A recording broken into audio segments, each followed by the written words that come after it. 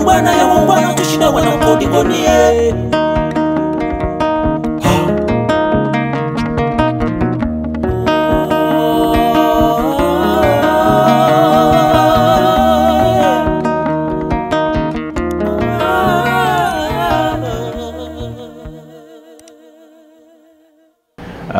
Je remercie d'abord Thinking Africa parce que l'idée de Thinking Africa d'essayer de penser de l'intérieur du continent en question, c'est-à-dire au lieu de prendre le penser de l'extérieur sur le continent, on commence à réfléchir nous-mêmes, comprendre ce qui se passe au niveau interne, au niveau du continent. C'est une bonne initiative que je continue à vous soutenir et puis être impliqué tout ce que vous faites pour que les intellectuels, les chercheurs du continent puissent essayer de réfléchir, d'analyser la situation du continent par eux-mêmes et de trouver la solution aussi par eux-mêmes aussi. Alors, comme je viens de dire tantôt que la question la plus difficile pour moi, c'est quand on me demande de parler de vous. De parler de moi, c'est un peu difficile. C'est que je peux donner juste une petite idée par rapport à ce que j'ai fait côté académique et aussi sur le terrain par rapport aux recherches. Alors, Madi Ibrahim Kanté, qui a fait son premier doctorat à l'Université du Caire, précisément en sciences politiques et relations internationales, là où il a travaillé sur le rôle de la CEDEAO dans la lutte contre le terrorisme en Afrique de l'Ouest. En finissant avec cette thèse, il a eu l'opportunité d'avoir la bourse de l'Union africaine à l'Université panafricaine au Cameroun, là où il a travaillé aussi sur gestion des menaces terroristes au Sahel. Alors, à partir de ces moments, j'ai commencé à travailler sur le terrain, notamment sur toutes les questions concernant le terrorisme, le financement du terrorisme, comment lutter contre de ces phénomènes qui est en train de bloquer et barrer toutes les initiatives de développement, que ce soit au Sahel ou que ce soit en Afrique de l'Ouest.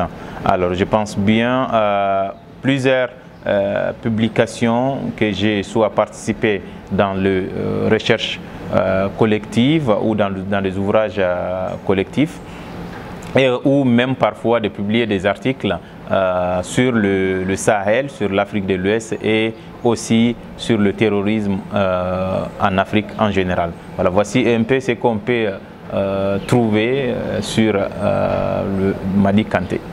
Merci beaucoup. À présent, la partie ouest du continent rentre dans un tourbillon terrible.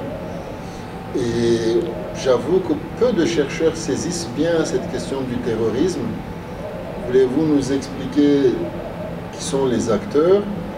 Pourquoi on est en train de bouger de l'intérieur du continent vers les côtes? Quels sont les enjeux? Okay. Merci pour la question parce que c'est une question qui préoccupe presque la quasi-totalité des chercheurs actuellement. Dans le monde, pas seulement en Afrique, mais plutôt dans le monde. Pourquoi? Parce que le terrorisme, le phénomène de terrorisme qui a changé complètement, ou disons qui a bouleversé complètement la géopolitique mondiale. Pourquoi? Parce que quand on regarde le pays puissant déjà, qui a eu des difficultés avec la lutte contre le terrorisme, comme le cas des États-Unis, en Afghanistan, en Irak et bien dans d'autres pays. Alors, cette question, le pays africain, notamment le pays sahélien, qui se trouve avec le terrorisme, qui ne savent pas où est-ce que ce terrorisme est venu. Alors, actuellement, on essaye de trouver un moyen. Malheureusement, le moyen qu'on essaye de trouver, ça c'est le moyen militaire, qui est juste de lutter contre le terrorisme par la force, alors qu'il n'est pas la solution pour le terrorisme, parce que notamment si on regarde le cas des États-Unis, qui est considéré comme le pays le plus puissant dans le monde, qui a pris ses bagages pour aller en Afghanistan, aller lutter contre le terrorisme et qui a fini à négocier avec le groupe qui était considéré par les États-Unis même comme le groupe terroriste qui est le Taliban. Alors, si on regarde cette situation, on trouve au niveau du continent africain, on a plusieurs acteurs. Les acteurs qui sont là, ce sont des acteurs, d'abord, les groupes qui sont là, les groupes terroristes qui sont là, qui est en train de, tout ce qui est la sécurité, tout ce qui est stabilité, qui est en train de mettre ça en danger au niveau du Sahel et au niveau du continent africain en général. Alors, les acteurs, nos pays sont déjà là. avec l'institution militaire qui essaie de lutter contre ce terrorisme, mais qui est complètement insuffisant pour la lutte, et en même temps qui ont des soutiens et des partenariats avec l'extérieur, comme le cas du Sahel actuellement, qu'on trouve d'autres forces qui sont sur place actuellement, que ce soit la force européenne ou que ce soit la force américaine qui était Africom, qui était là pour lutter contre le terrorisme. Et sans oublier aussi ce qui est la MINUSMA au Mali, qui est une force ou une mission des Nations Unies qui est là aussi pour lutter contre le terrorisme.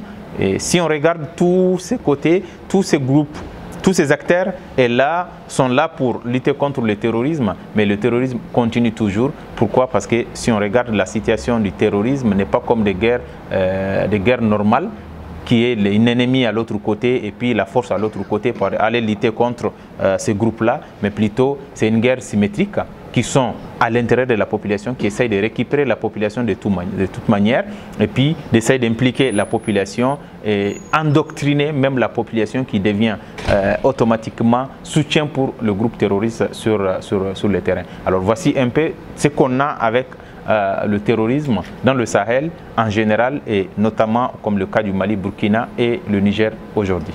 Comment on décide de consacrer son existence à administrer la mort?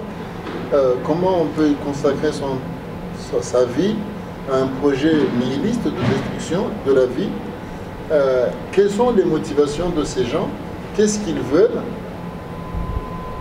On va revenir en arrière pour voir comment le groupe ou comment le terrorisme a été créé en question. Alors, on retourne au moment de guerre froide. Pendant la guerre froide, tous les coups étaient bons contre l'adversaire. C'est ça qui était mis en place, notamment par différents blocs que les États-Unis et ses alliés ont essayé de soutenir certains groupes qui les considéraient comme Moudjahidines en Afghanistan contre le bloc de l'Est, qui est l'Union soviétique et ses alliés.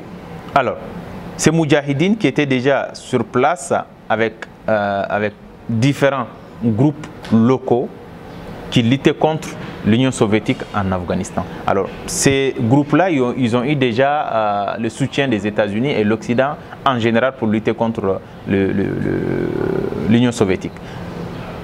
Quand l'Union soviétique décide de se retirer de l'Afghanistan, ce qui est arrivé, il y a eu déjà de petits conflits entre les étrangers qui étaient en Afghanistan pour soutenir les Afghans contre l'Union soviétique et les Afghans. Alors, ce qui s'est produit après, les États-Unis et ses alliés aussi ont pris part dans ces conflits. Pourquoi? Parce qu'ils ont décidé de soutenir le commandant Massoud contre les étrangers, ce qu'on les considérait comme les Afghans arabes qui étaient sur place. Alors, les Afghans arabes qui étaient sur place, il y a certains qui ont décidé de dire que voilà, on va quitter l'Afghanistan pour aller ailleurs. C'est le Sahel qui est devenu une destination, l'une des destinations de ces Afghans arabes qui ont pris la destination pour venir au Sahel, ce qu'on appelait à ces temps-là foreign fighters, qui sont venus au Sahel, qui ont décidé de dire, voilà, écoutez, nous on était en Afghanistan, on a pu lutter contre les États-Unis, on a pu lutter contre l'Union soviétique, pourquoi on va laisser encore d'autres étrangers qui sont dans le Sahel, qui sont en train d'exploiter les ressources naturelles au Sahel? Alors, ils ont commencé à créer des petits groupes. Le groupe a commencé par AQMI, qui est le même nom qui existait déjà en Afghanistan, qui est Al-Qaïda, mais cette fois-ci en ajoutant au Maghreb islamique, c'est-à-dire Al-Qaïda au Maghreb islamique. Alors, au début, la majorité de ces groupes, c'était des gens qui venaient de l'extérieur. Mais avec le nombre qui n'était pas un nombre assez pour faire une lutte contre les États et en même temps contre la population locale, alors c'était la solution d'essayer de sympathiser avec la population locale, essayer de récupérer cette population locale sahélienne qui était déjà marginalisée, une grande partie, par les États, alors qui ont presque la volonté de lutter même contre cette marginalisation. Alors voici un peu quand AQMI est arrivé, je prends Mokhtar Belmokhtar comme un exemple, qui est arrivé au nord du Mali. La première des choses avec sa méthode de recrutement, c'est-à-dire de s'impliquer d'abord dans toutes les activités que la population est en train de mener. Et il a commencé à se marier avec une Malienne, de Tombouctou, alors, qui a eu déjà le lien avec des chefs coutumiers, des chefs traditionnels, des chefs religieux dans la région. Alors, à partir de là, quand il a gagné la confiance, tout ce qu'il demande à la population locale, à travers les chefs coutumiers, ils sont d'accord. Pourquoi? Parce que ce sont les chefs coutumiers qui ont commencé à soutenir en première position Mokhtar Belmokhtar. Et en demandant en même moment de dire qu'aux jeunes, il faut les soutenir. Pourquoi? Parce qu'il est là pour nous défendre. Il n'est même pas malien, mais plutôt il est algérien, il est venu pour nous aider, pour qu'on puisse sortir de cette marginalisation. Voici un peu comment la situation est partie. Ça, c'était, je parle de 2000, à partir de 2006 en montant. Alors, en 2011, avec les chaos qui a eu lié en Libye, alors c'était une opportunité. Pourquoi? Parce que le petit groupe qui était là, déjà, il a récupéré des armes. Il a récupéré déjà des jeunes qui venaient de la Libye. Il a récupéré en même temps le financement. Pourquoi? Parce qu'il y avait déjà des groupes qui étaient avec Kadhafi. Alors, dans ce cas-là, il a eu le pouvoir d'autres groupes qui vont être créés après, comme Ansardine, comme Moujawo. Et voici comment le groupe ont pris le chemin de lutter contre d'abord nos États, qui considèrent ces États-là dans leur idéologie djihadiste comme l'ennemi proche qui est là, parce que l'État, il considère l'État comme un ennemi proche. Pourquoi un ennemi proche? Ce n'est pas un ennemi lointain, parce que les groupes terroristes ont des ennemis. L'ennemi proche et l'ennemi lointain. L'ennemi proche, ça c'est ceux qui soutiennent l'Occident. Alors, ils sont avec nous, ils soutiennent l'Occident, ça c'est nos États. Alors, ils ont commencé automatiquement de lutter contre les États. Alors, la population qui était déjà marginalisée, qui n'ont pas de route, qui n'ont pas tout ce qui est des mécanismes de développement, ils ont commencé à aller vers ces groupes-là pour lutter contre les États. Voici un peu leur idéologie et qui incarne ça dans la tête des jeunes pour dire que vous n'avez pas de travail parce que l'État vous a abandonné. Vous n'avez pas ça parce que l'État s'en fout de vous. Alors, la seule solution, c'est de lutter contre les États. Et puis, quand les États vont devenir des États islamiques, à partir de là, vous aurez tout ce que vous voulez dans votre localité, dans votre différentes régions. Alors, ils ont essayé de mettre ça dans la tête des jeunes, que ce soit au niveau du Mali, au niveau du Niger et au niveau du Burkina Faso aussi. Voilà, voici le groupe continue sur la même méthode, essayer de récupérer la population en premier lieu, et à partir de là, ils mènent leur combat contre les États. Voilà. Actuellement, si on regarde ces groupes-là, ce n'est pas un seul groupe, c'est plusieurs groupes. Mais on peut les classifier dans deux grandes idéologies. La première idéologie qui est l'idéologie de Al-Qaïda. Alors, deuxième idéologie qui est celui de l'État islamique. Alors, idéologie de Al-Qaïda, c'est-à-dire tous les groupes qui sont là actuellement, l'exemple de AQMI, l'exemple de Moujawo ou Mourabitoun, d'autres groupes, ou même Djenim de Yad Ghali et Ahmed Koufa, qui est Massina, Katibatou Massina, ce sont des groupes qui sont là, qui soutiennent ou qui ont l'idéologie d'Al-Qaïda, qui est juste toujours, il faut garder la population à côté de vous. Ça, c'est l'importance pour eux. Pourquoi? Parce que la population qui est comme une ressource principale pour Al-Qaïda. Alors, contrairement à l'idéologie de l'État islamique qui a une idéologie complètement différente de Al-Qaïda. Pourquoi? Parce que pour l'État islamique, on peut avoir ressources, tout ce qu'on veut comme des financements, sans compter sur la population locale. Pourquoi? Parce qu'on va les contraindre par la force d'avoir notre ressource. Ils s'en foutent de la population. Et deuxième point, on peut exploiter les ressources naturelles. C'est la raison pour laquelle on dit l'État islamique, là où il se dirige, mettez dans la tête qu'il y a des ressources naturelles. Ils savent qu'on peut exploiter la ressource naturelle. Par contre, Al-Qaïda, même s'il n'y a pas de ressources naturelles, il exploite la population de payer des taxes, de payer des zakats, de payer des sadaqas pour avoir leur financement. Et en même temps d'avoir une relation avec des organisations caritatives qui sont là pour financer le groupe. Voilà, voici un peu entre les deux groupes. Chaque groupe a son idéologie qui continue à récupérer la population locale au niveau du Sahel et qui vont aller maintenant vers l'Afrique de l'Ouest, notamment le pays côtier de l'Afrique de l'Ouest. Alors, cela fait longtemps qu'on est dans le combat contre le terrorisme. Est-ce qu'il y a des résultats? Est-ce que ça a été un échec? Est-ce que même les instruments utilisés pour combattre le terrorisme sont adaptés? On sait que ce sont des gens qui bougent avec des motos très rapidement. Or, l'armée bouge avec des chars et des moyens très lourds. Comment on analyse l'équilibre ou le déséquilibre entre ces groupes et la réponse que l'autorité publique donne?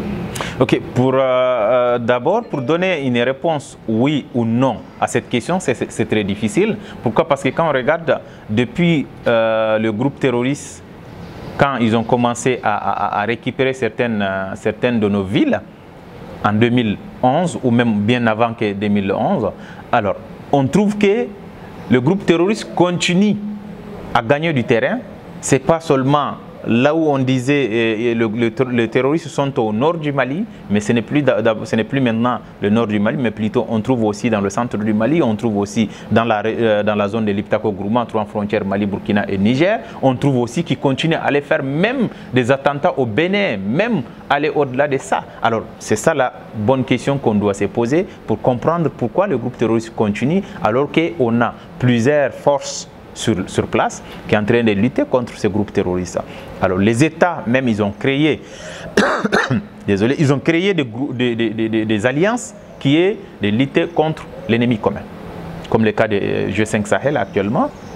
Mais malgré tout ça, on trouve toujours on n'a pas de résultats concrets qui montrent comme quoi le groupe terroriste, il était au nord, ils ne sont plus au nord, ils sont juste dans une seule localité. Mais plutôt c'est le contraire qu'on voit actuellement.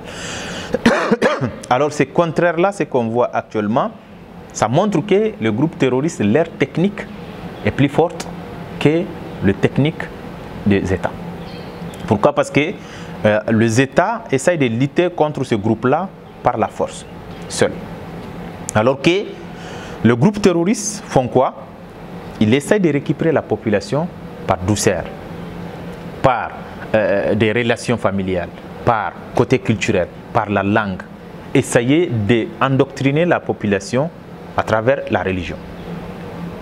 Alors, on trouve la population qui prend la décision de financer. Dans cette situation, ça sera difficile de lutter contre ce groupe-là seulement par les armées. Alors, le premier point, si on dit on va regarder le lutte que nos pays, le pays et les forces, différentes forces, même si ce qui est les forces étrangères, ont mené, c'était d'abord de venir, le premier point, militairement, essayer de lutter contre ce groupe-là. Deuxième point, ce qu'on appelait le renforcement des capacités. Toujours le renforcement des capacités, c'était au niveau des armées, de renforcer la capacité des armées, qui n'est pas suffisant par rapport à la lutte contre le terrorisme. Parce que les terroristes, ils sont à l'intérieur de la population. Vous ne pouvez pas les identifier facilement. Pourquoi? Parce que ce n'est pas comme d'autres guerres qui est ennemi à l'autre côté et la force à l'autre côté. Alors, ils récupèrent parfois des gens qui sont même dans l'administration, qui travaillent avec eux, qui font des facilitations, qui facilitent tout ce qui est des activités, des déplacements pour le groupe terroriste. Alors, pour lutter contre ces groupes-là, normalement, ça doit prendre deux volets. Le premier volet, qui est l'armée, qui est là, qui continue toujours à lutter contre le groupe, à essayer de détruire tout ce qui est des bases militaires, bases terroristes. Et en même temps, l'autre volet qui est le développement et même sensibilisation qui peut rentrer dans l'éducation. Alors dans cette partie-là, qui peut jouer un rôle dans la lutte contre le terrorisme au Sahel et en Afrique de l'Ouest, plus que la lutte armée. Voilà, voici un peu, si on parle des groupes qui sont là, les États en train de lutter contre ce groupe-là, et les groupes continuent de gagner le terrain et à récupérer des territoires, différents territoires, que ce soit au Sahel ou en Afrique de l'Ouest. Très bien, merci beaucoup. Et alors, ce trajectoire vers la partie continentale ou la partie océanique du continent, de l'Afrique de l'Ouest, la côte, est-ce que ça signifie qu'à l'intérieur on a gagné et on les a chassés? Ou est-ce que c'est un repli tactique pour les djihadistes? Les terroristes, si on fait une recherche sur le terrain, vous trouvez que les terroristes, ils ont leurs stratégies, ils ont leurs techniques et le plan qui continue à essayer de faire, de gagner le terrain chaque jour. Si on réfléchit que oui, le groupe terroriste part Ils quittent peut-être le Sahel, ils se dirigent vers le pays côtier, qui est le cas de Bénin actuel, frontière Bénin-Burkina. Ce n'est pas parce que le Mali est fort, le Niger est fort et le Burkina, ils ont essayé de lutter contre le terrorisme et ils partent dans ce côté-là. Il y a deux points essentiels qu'on peut aborder ça. Le premier point, les groupes terroristes qui sont actuellement dans le Sahel et en Afrique de l'Ouest, c'est avec des idéologies différentes. Alors, qui est l'idéologie de Al-Qaïda et l'idéologie État islamique. Entre les deux idéologies, déjà il y a des conflits, c'est-à-dire il n'y a pas une entente entre les deux groupes. Alors, déjà ces conflits mènent ces groupes-là d'essayer chacun ses limites dans son territoire. On a eu récemment le conflit entre l'État islamique et Jenim, qui a poussé Jenim, qui était à Tombouctou, qui a poussé Jenim de se diriger vers un autre territoire, pour qu'il laisse ce territoire pour le Jenim.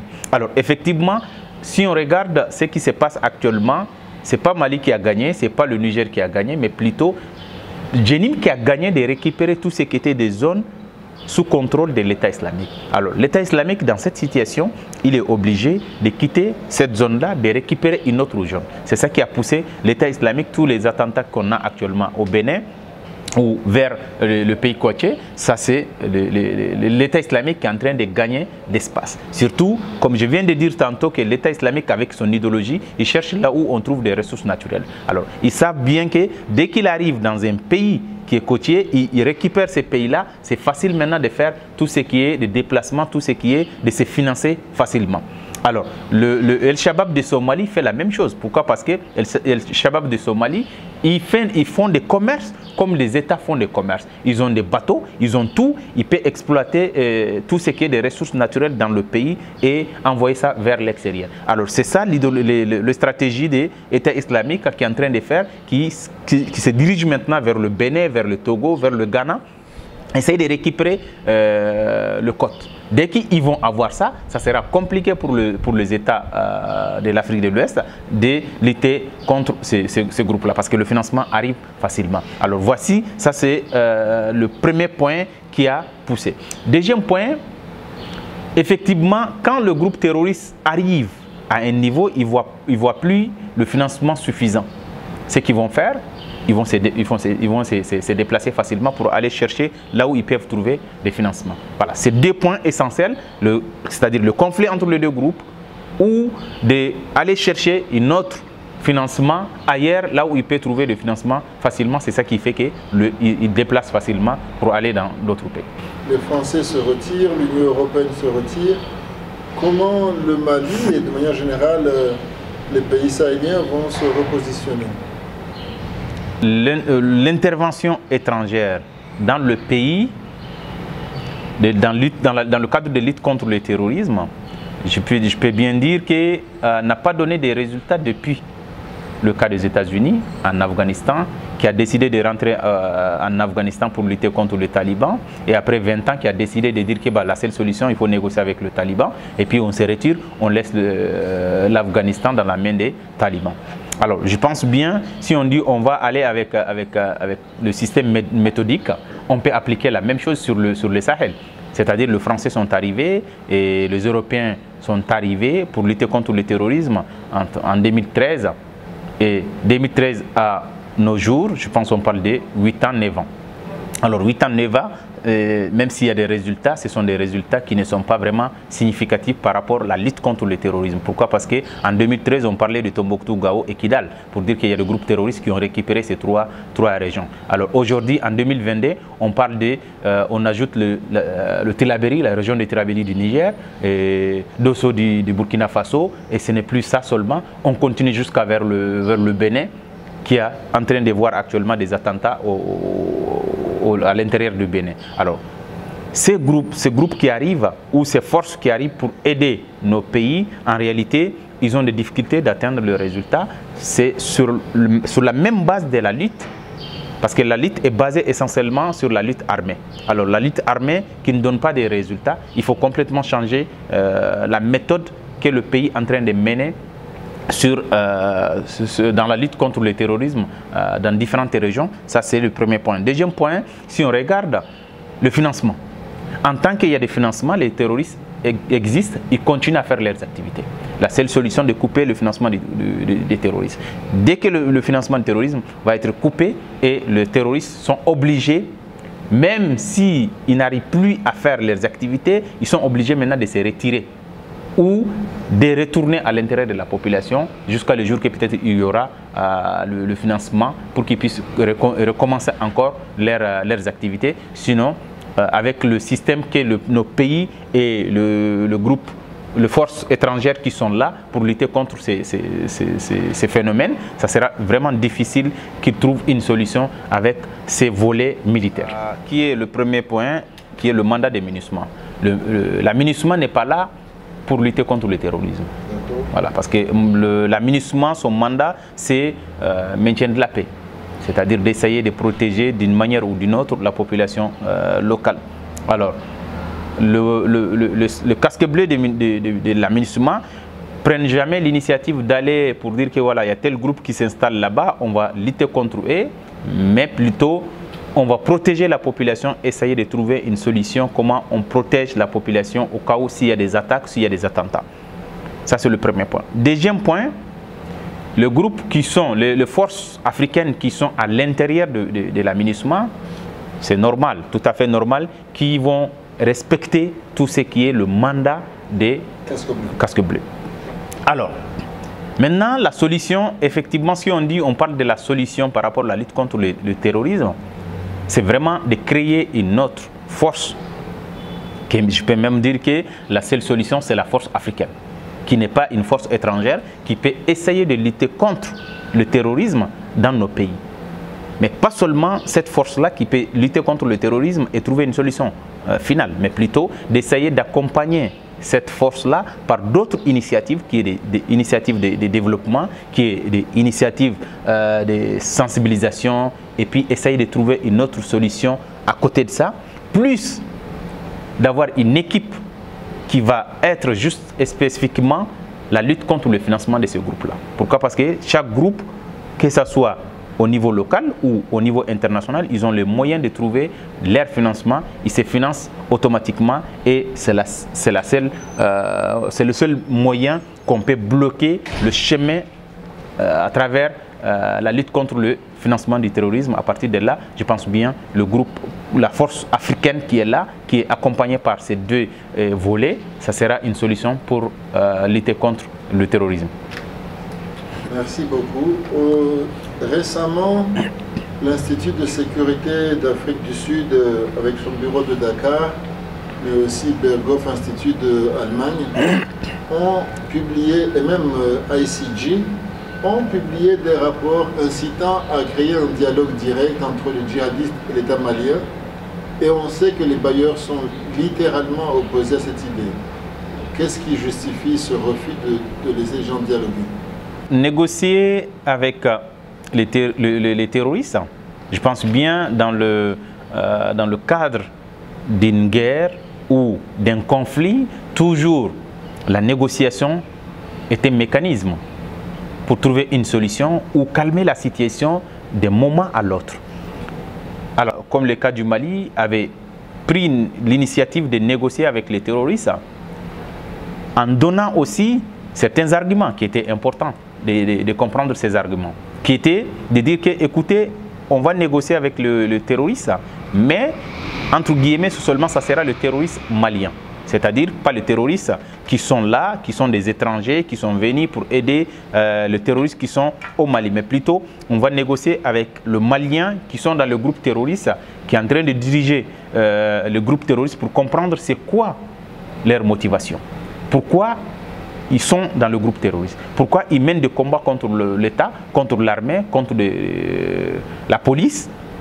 Alors, mais cette initiative a été complètement rejetée par le bailleur, par le partenaire. Pourquoi? Parce qu'en montrant comme quoi leur système juridique ne permet pas d'aller négocier avec un terroriste. Alors, c'est ça la justification qu'ils ont donnée au niveau des différents États, que ce soit le Mali, que ce soit d'autres pays qui veulent négocier. Par contre, si on regarde en revanche, on regarde les États-Unis qui a négocié déjà à Doha avec le Taliban, qui est de trouver une solution, qu'on se retire, et puis comment trouver une solution avec le Taliban en Afghanistan. Je ne dis pas le cas du Mali doit être comme le cas des talibans, parce que l'idéologie taliban est complètement différente des groupes terroristes qui sont actuellement dans le Sahel et en Afrique de l'Ouest. Parce que les talibans, ils ne se considèrent pas comme des terroristes déjà, et ils ne se considèrent pas qu'on a des ennemis proches et des ennemis lointains, il faut qu'on part aller bombarder les États-Unis. Mais contrairement aux groupes terroristes qui sont dans le Sahel et en Afrique de l'Ouest, qui essayent de s'internationaliser, de mettre leur groupe comme des groupes terroristes internationaux. Alors ces groupes-là, ils ont d'abord un objectif interne et d'autres objectifs qui va au-delà de nos pays. Alors je pense bien, pour le bailleur, il devrait essayer d'écouter les États qui voulaient négocier avec le terroriste. Pourquoi ils veulent négocier avec le terroriste et sur quelle base? À partir de là, il y aura peut-être des choses à ajouter, d'autres choses à enlever pour trouver une solution, parce que la manière dont nos pays sont là, ils sont confrontés à une situation qui n'arrive pas à trouver une solution. Et ils ont essayé de négocier, de collaborer avec le partenaire, et toujours il n'y a pas de solution. Alors les États, ils ont pris un autre chemin qui est l'un des mécanismes de conflit, l'un des mécanismes de guerre, d'essayer de négocier, peut-être d'affaiblir le groupe terroriste en retirant certaines personnes qui sont les points focaux par rapport au groupe terroriste, comme Iyad au Mali, Ahmed Koufa et Malam Diko au Burkina Faso. Tous ces gens-là, ce sont des locaux qui viennent du Mali, du Burkina Faso, du Niger, que les États ont des possibilités de négocier avec ces gens-là pour comprendre leurs motivations et afin de les retirer des groupes terroristes, et ça restera seulement les groupes terroristes étrangers qui sont sur le sol, et ils ont le moyen maintenant d'essayer de lutter contre ces groupes-là. Bonne question par rapport à la sécurité en Afrique, parce que c'est l'Afrique même qui demande l'extérieur d'intervenir. Ce n'est pas l'extérieur qui demande d'intervenir chez nous, mais plutôt c'est nos pays, nos États qui essayent de demander au niveau international pour dire que venez nous sécuriser. Alors c'est ça l'erreur que nos États font. Alors je prends le titre d'exemple du Mali. Le Mali actuellement qui a eu des problèmes avec la France, que la France demande à se retirer du Mali, et le même Mali qui essaie encore d'aller donner sa main à une autre puissance, au lieu de trouver une solution interne, d'être fort à l'interne et d'assurer sa sécurité, qu'il est en train de partir, aller chercher une autre, alors qu'une puissance égale une puissance. Il n'y a pas de différence entre deux puissances. Le puissance c'est quoi? Pour aller protéger leurs intérêts et aller essayer de s'octroyer encore une autre intérêt dans différents pays.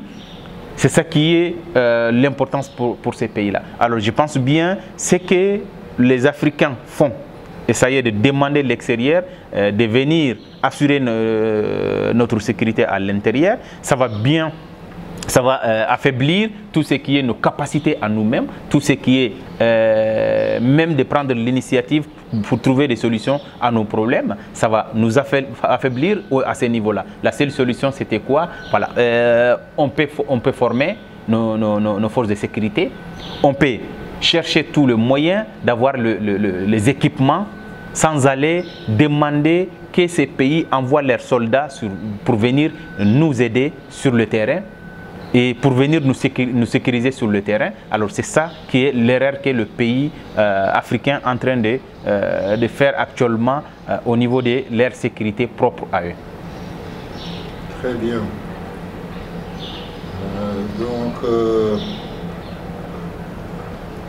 En ce moment, il y a tout un débat sur la présence ou non de gens venus d'un pays slave qu'on ne peut pas nommer, si on ne veut pas être exclu du Mali.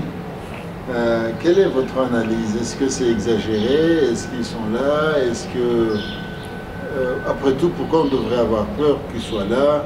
Comment vous voyez cette question qui est devenue une question taboue? Notamment le pays africain, ce qu'ils font dans la sécurité et d'essayer de trouver une solution individuelle. Et s'ils n'arrivent pas à trouver une solution individuelle, ce qu'ils vont faire, ils vont faire l'appel à l'extérieur.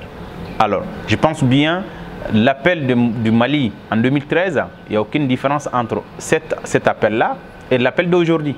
Pourquoi? Parce qu'en 2013, on a appelé la France, qui est allée aux Nations Unies, essayer de récupérer la résolution et puis intervenir au Mali. Et actuellement, on retire notre main de la France, on essaie de faire un autre appel pour récupérer, pour qu'une autre personne vienne nous aider. Alors je pense bien, ce n'est pas une solution par rapport au cas du Mali. Pourquoi? Parce que si on considère que c'est l'autre qui va venir assurer notre sécurité, on est tort. Pourquoi? Parce qu'aucun pays qui peut être assuré par un autre pays, au cas où il sera assuré par un autre pays, alors dans ce cas-là, l'autre pays va dicter ses lois sur le pays en question. Il ne peut pas assurer la sécurité pour rien. Pas seulement oui, on le paye pour le faire, ou une relation, on le fait. Non, il n'y a pas de gratuité dans la sécurisation d'un pays, un État, tout un État. Alors, c'est la raison pour laquelle je peux bien dire que toute puissance qui veut intervenir dans un autre pays, notamment dans le tiers-monde, il va mettre ses conditions. Et le jour que le pays décide pour dire que je ne vais plus faire la coopération avec vous, il fera tout pour détruire ces pays-là. Alors c'est ça qui se passe dans ce monde-là. La seule solution pour se protéger, c'est d'essayer de former le soldat, le policier, la gendarmerie, pour qu'ils puissent assurer la sécurité de la population et de l'État. La seule solution, c'est ça. Alors je pense bien, ce qu'on voit actuellement au niveau du continent africain, c'est qu'essayer de récupérer, d'essayer d'aller vers un autre pays pour assurer leur sécurité. Ce n'est pas la bonne voie, mais plutôt la bonne voie, c'est juste essayer de former le personnel qui peut assurer la sécurité de nos pays d'ici continuellement. Alors sinon, ça sera vraiment le même chaos qu'on a vu avec d'autres pays comme avec l'Occident. Ça sera la même situation. On a parlé des financements, on a parlé des modalités d'action, on a parlé de résistance. Mais maintenant, les locaux qui adhèrent à ces idéologies, est-ce qu'on a tendance à dire que ce sont des marginaux, des gens qui n'ont pas de perspective d'avenir? Mais si c'était vrai, ça ne durerait pas aussi longtemps. Par exemple, j'ai fait des enquêtes pour demander, comprendre pourquoi vous êtes terroriste. Vous étiez là, vous avez tel boulot, vous faisiez tel. Pourquoi vous avez décidé d'intégrer dans tel groupe? Alors, 75%, c'est côté économique. 75%. C'est-à-dire, quelqu'un qui a arrêté ses études après les écoles primaires ou après les écoles secondaires, qui n'a pas un boulot, et un jour, le lendemain, on lui propose un montant qui est comme un salaire d'un fonctionnaire. Alors, il ne doute même pas, il va décider automatiquement d'être par ce groupe-là. Ça, c'est le premier groupe. Deuxième groupe qui s'intègre dans ce groupe-là, ce sont des personnes qui ont été marginalisées par le système. C'est-à-dire, j'ai rencontré un jeune qui était dans un groupe terroriste juste parce qu'on a volé sa moto et puis il est allé à la gendarmerie pour aller faire réclamation. On a fait des demandes, il a payé l'argent pour chercher sa moto. Et après quelques jours, il revient et on dit non, pas encore. On lui demande d'attendre encore. Après, il n'arrive pas à trouver la moto. La gendarmerie ou le poste de police a demandé de dire qu'on ne peut plus trouver la moto et puis il faut rentrer. Il dit mais c'est que l'argent que j'ai payé déjà, pourquoi? Ils disent que oui, parce qu'on a approfondi la recherche, on n'a pas pu trouver la moto et puis il n'y a aucune solution. Quand le monsieur rentre à la maison, un inconnu qui est venu lui rencontrer pour dire que pourquoi vous partez au poste de police. Il dit que j'ai perdu ma moto, ça fait combien de semaines, je cherche mais je n'arrive pas à trouver. Une moto qui a acheté ça à 300 000. Et après le monsieur il dit, décris-moi votre moto. Il a décrit la moto. Le deuxième jour, il a amené la moto. Et il voulait lui donner l'argent et le monsieur il dit que non. Moi je l'ai fait pour Dieu. Nous on est comme ça. Mais vous voyez votre état, ils ne peuvent rien faire. Alors le monsieur a décidé le même jour pour dire que vous êtes qui? Vous êtes où? Il a donné un numéro qui va l'appeler après et puis il continue avec le monsieur jusqu'à le jour qu'il a décidé pour dire qu'il va faire les entraînements avec eux. Il s'est intégré. Quand il s'est intégré déjà dans le groupe, alors il est devenu membre. Jusqu'à il a constaté une autre chose à l'intérieur de ce groupe-là, qui s'est retiré. Mais est-ce que tout le monde peut constater ce que lui il a constaté dans le groupe? C'est ça la bonne question. Pourquoi? Parce que lui il a constaté déjà, à l'intérieur du groupe, ils ne sont pas pareils. C'est-à-dire, s'il y a la question d'argent, il y a des gens qui sont dans la gestion, qui sont toujours devant. Alors, s'il y a la mort, ces gens qui sont devant, tout ce qui est côté argent, ils sont derrière. C'est-à-dire la mort commence par les pauvres qui sont là, les jeunes qui s'intègrent automatiquement. Et ça, c'est un point. Deuxième point, ils ont encore pour dire qu'à ces jeunes-là, vous ne pouvez pas avoir un salaire mensuel pour le moment, mais chaque combat, on vous donne tel. Alors qu'ils savent que la quasi-totalité des nouveaux jeunes qui rentrent, ils vont mourir dans le combat déjà. Alors quand lui il a constaté ça, c'est quelqu'un qui réfléchit et il désertait, il a déserté. On l'a cherché partout, on n'a pas pu trouver. Et après, moi, quand je l'ai rencontré, il m'explique cette situation. Ça, c'est le deuxième groupe maintenant. C'est-à-dire, ce sont les deuxièmes groupes. C'est pour cela que je dis toujours, ceux qui rentrent dans le groupe terroriste, il n'y a que 15% par idéologie. Alors, après quelques mois, les 15% qui sont rentrés par idéologie, ça va rester que 5%. Parce que c'est seulement les 5% qui vont avoir l'opportunité de monter rapidement, qui vont rester dans le groupe terroriste. Alors, le troisième groupe maintenant, c'est lequel? Ils sont toujours encore marginalisés par système, mais inconsciemment. Par exemple, un jeune que j'ai rencontré, ce n'est même pas un jeune, c'est plutôt un enfant que j'ai rencontré à l'âge de 14 ans. Sa mère est handicapée avec sa petite sœur, son père est décédé, alors qu'il fournissait tout ce que sa maman avait besoin. Quand l'armée malienne est arrivée dans la zone, ils ont interdit les motos, les vélos et tout. Alors que lui, il partait dans un marché pour aller récupérer et venir vendre dans notre marché. On a récupéré la vélo. Alors, il ne peut plus faire. Il commençait à aller manger. Quand il a commencé à aller manger maintenant pour venir donner ça à sa maman, et puis on l'a rapproché encore lui pour lui demander pourquoi tu fais ça. Il dit parce que je faisais ça, ils ont interdit, je ne peux plus faire. Alors la seule solution, il faut venir, sinon ma maman va mourir. Alors ce que le monsieur avait proposé, il lui a dit chaque jour, tu vas aller dans le marché, tu achètes tel, tu pars aller déposer tel endroit, et puis je te donne 5 000. Et l'enfant a commencé à faire ça, sans savoir qui consommer. Voilà. Alors il continue après quelques semaines, ce qui se passe. Le monsieur, il a demandé de ne plus déposer ça ici, mais d'aller déposer dans l'autre village, mais en ajoutant l'argent. C'est-à-dire au lieu de 5 000, ça sera 10 000 par jour. Alors 10 000 par jour, déjà, ça c'est un salaire à la fin du mois pour un fonctionnaire, en fait. Alors, après quelques semaines, on a récupéré l'enfant pour dire qu'ils ont une école. Entre la prière de Maghrib et Isha, il va aller juste apprendre le Coran là-bas. L'enfant, tout un enfant de 14 ans, il a accepté, qui a commencé à aller maintenant apprendre. Mais là-bas, ce qu'on apprend, ce n'est pas le Coran plutôt. Plutôt, c'est l'idéologie djihadisme. Et que l'enfant aussi, il continue à faire la même chose, comme lui-même il me raconte, et jusqu'à le jour qu'on l'a donné les Kalachnikov pour montrer comment tirer. Alors voici comment l'enfant est intégré dans le groupe, parce que le jour qu'ils ont décidé de récupérer l'enfant, ils ont allé jusqu'à chez lui pour dire que voilà, ta maman a besoin de tel, tout ce qu'il a besoin par mois, ils ont acheté tout et donné l'argent liquide et prendre l'enfant avec eux. Alors voici comment cet enfant est parti avec le groupe terroriste, et le jour qu'il a tué quelqu'un, et lui aussi il a déserté, il a fui, qui s'est caché dans la ville. Voilà, voici un peu les trois groupes qu'on a qui s'intègrent, et d'autres groupes qui est le business qui rentre seulement parce qu'il y a telle affaire à l'intérieur du groupe. Comme j'ai interviewé un prisonnier qui est là actuellement, son rôle dans un groupe terroriste était juste comment financer le groupe terroriste.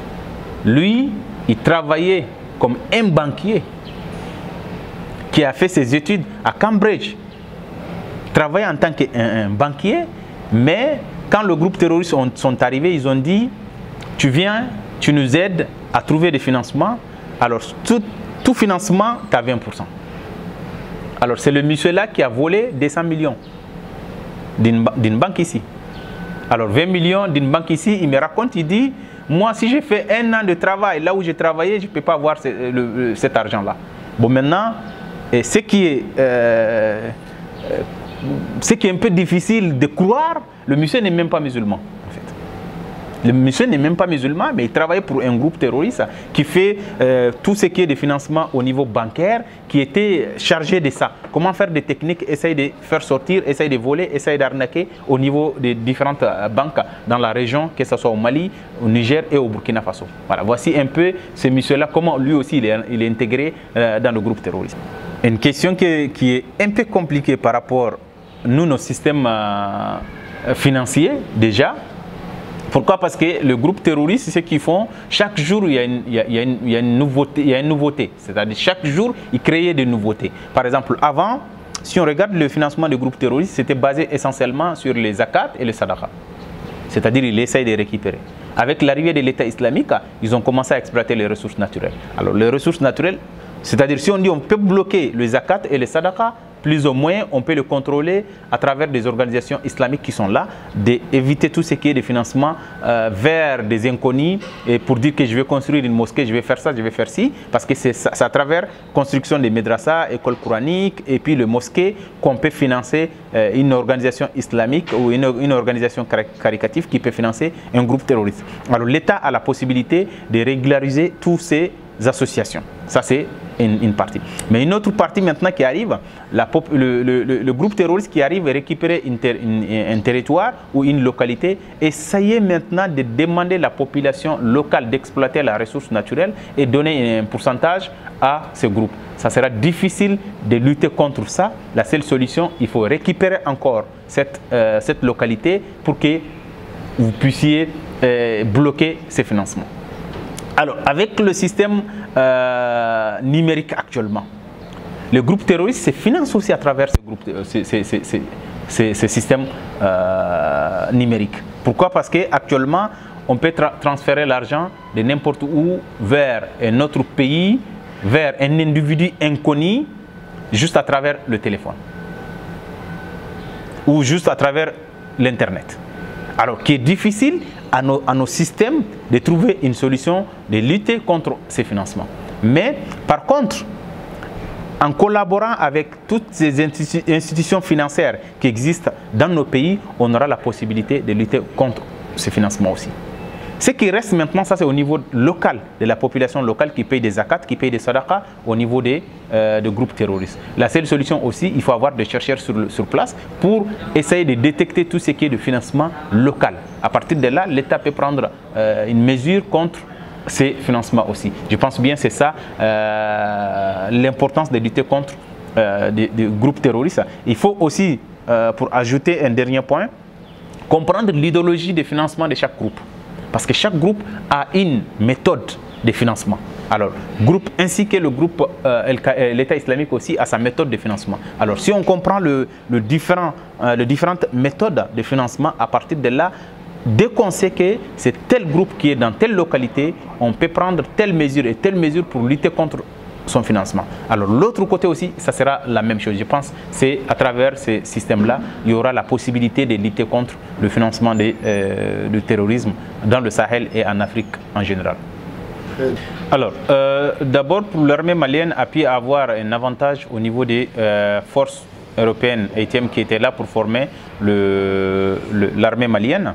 Alors, si cette force décide de se retirer, effectivement, il y aura des conséquences. Ce n'est pas seulement ATM, mais plutôt, il y avait aussi Takuba qui était là, il y avait aussi Barkhane qui était là, qui collaborait, qui coopérait avec l'armée malienne sur place pour essayer de trouver certains moyens. Parce que si on regarde ces différentes forces, avaient déjà, côté logistique, étaient déjà bien équipées plus que l'armée malienne. Alors, si ces forces décident de se retirer du Mali, alors il y aura bien sûr des conséquences. La première des choses, la capacité que l'armée malienne avait pour mener ses opérations sur le terrain, il y aura le manque de ces capacités. Deux, la formation que l'armée malienne avait déjà auprès de l'ITM, ils n'auront plus ça. Alors la conséquence, bien sûr, ça sera flagrant, alors qui peut pousser même le groupe terroriste et essayer de gagner encore le terrain.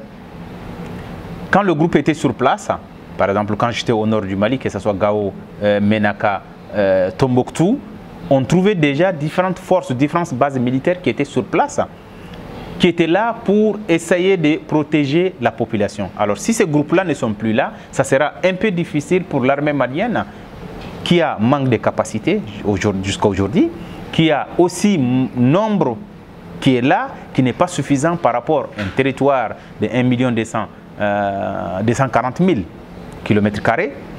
Alors bien sûr, l'armée malienne a besoin de faire des renforts, de se renforcer, essayer de trouver une solution, essayer quand même toutes les territoires, toutes les localités, là où le groupe terroriste se dirige vers là-bas, essayer de sécuriser de ces territoires-là. Mais sinon, vraiment, les conséquences continuent, les populations vont continuer à souffrir, et puis le terroriste peut aussi encore gagner le terrain et essayer de continuer à faire des attaques et des attentats dans différentes localités, que ce soit au nord ou au centre et même vers d'autres régions du Mali. Ce qui concerne le coup d'État, plus les sanctions, ce sont des mécanismes de nos organisations.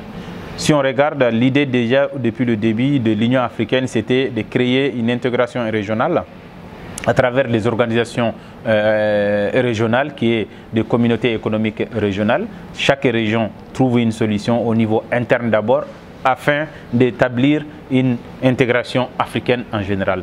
Mais malheureusement, cette intégration a toujours des difficultés d'aller en avance. Pourquoi? Parce qu'avec l'insécurité qui existe déjà, et puis chaque pays a sa réalité qui est complètement différente d'autres pays.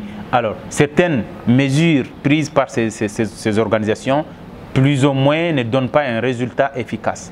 Alors, si ça ne donne pas un résultat efficace, la seule solution, c'est quoi? De se mettre sur la table, encore essayer de discuter pour trouver une solution par rapport à tout ce qui se passe dans différents pays. Je donne vraiment titre l'exemple du Mali, qui avait déjà des problèmes, les phénomènes de terrorisme depuis 2012. Alors, il y a eu un coup d'État. Après le coup d'État, au lieu de trouver une solution par rapport à l'insécurité qui existe déjà dans le pays, mais on choisit de sanctionner et de fermer toutes les portes à ces pays-là, et puis la population qui est à l'intérieur, qui est en train de souffrir par rapport aux sanctions prises par la CEDEAO en question. Alors je ne pense pas si cela, ça va pousser la population, ce qui était l'idée des organisations régionales, c'est-à-dire de quitter de l'organisation des leaders, d'aller vers une organisation de la population. Alors, je ne pense pas si ça va donner un résultat par rapport à cette intégration, mais plutôt ça peut être une intégration qui recule au lieu d'aller en avance. Notamment l'Afrique de l'Ouest, la CEDEAO avait joué un grand rôle, tout ce qui était libre de circulation, tout ce qui était d'aller vers un marché commun en Afrique de l'Ouest. Mais malheureusement, avec les situations qui se passent actuellement en Afrique de l'Ouest, le coup d'État au Mali, le coup d'État au Burkina Faso et en Guinée, alors qui a vraiment un impact réel sur l'intégration régionale en Afrique de l'Ouest en général, alors qui n'est pas aussi une solution de sanctionner ces pays-là, d'essayer de fermer leurs portes, mais plutôt d'ouvrir d'autres mécanismes, de prendre d'autres mesures qui peuvent trouver des solutions qui n'est pas de sanctionner les différentes populations. Voilà, je pense bien que c'est ça la réalité actuellement qu'on est en train de voir, mais peut-être il y aura des solutions, parce que quand on a sanctionné un pays en Afrique de l'Ouest avec le système qu'on a actuellement en Afrique de l'Ouest, moi je faisais partie des gens qui disaient c'est pas bien par rapport à ce qu'on a comme nos pays divisés par le colonisateur, mais ça donne un autre avantage que nous-mêmes on ne savait pas ça, qui était le pays sont reliés. Si on sanctionne un pays, c'est comme on a sanctionné d'autres pays. Pourquoi? Parce que la population entre le Mali et le Niger, si vous partez dans le frontière, vous parlez la même langue à l'autre côté, vous traversez vers l'autre côté, vous parlez dans la même langue, on va vous répondre. Mali-Sénégal, c'est la même chose. Mali, la Guinée, c'est la même chose. Côte d'Ivoire, c'est la même chose. Mali-Burkina aussi, c'est la même chose. C'est-à-dire, si vous dites que vous allez sanctionner le Mali, vous allez sanctionner aussi l'autre population qui commercialiser chaque jour entre l'autre côté, c'est-à-dire c'est un faveur que ces frontières nous a donné. Alors le pays peut sentir qu'ils sont sanctionnés parce qu'on a sanctionné le voisin. Une rencontre soit à Addis Abeba, soit à Bamako. Merci infiniment, bon courage et essaie de ne pas te mettre en danger. Des discussions qui peut être bénéfique pour la population, pour nos pays, parce que c'est ça que je disais toujours, le retard qu'on a en Afrique, ça c'est manque de communication entre le chercheur, les intellectuels et le gouverneur. Alors les gouverneurs, ils croient que les intellectuels, ce sont des ennemis, alors que c'est le contraire. Comme vous avez dit une fois dans votre communication, quand vous disiez les chercheurs, les enseignants sont payés pour critiquer.